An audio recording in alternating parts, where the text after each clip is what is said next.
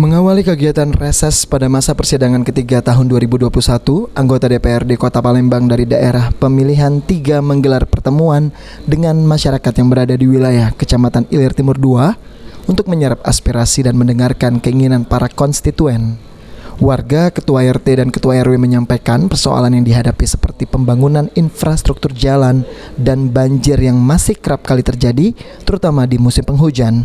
Anggota DPRD dari fraksi Golkar M. Hidayat menyoroti persoalan banjir yang banyak dikeluhkan warga di Kecamatan Ilir Timur 2. Ia meminta Ketua RT dan RW aktif memberikan masukan kepada Dewan terhadap persoalan yang dihadapi masyarakat, terutama mengenai banjir dan jalan rusak. Sudah banyak aktif dalam tentang pengamanan hari ini dan memang banyak usulan-usulan dari masyarakat yang skala prioritas.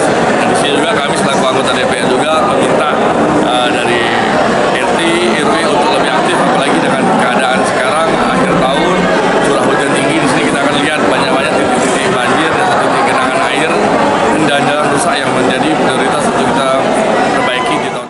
Sebagai perwakilan rakyat, Dewan akan menyampaikan hal ini kepada dinas terkait seperti PUPR dan pemerintah Kota Palembang agar menjadi prioritas yang akan dilakukan pada tahun berikutnya. Aprianto, PAL TV. Dari Ilir, kalau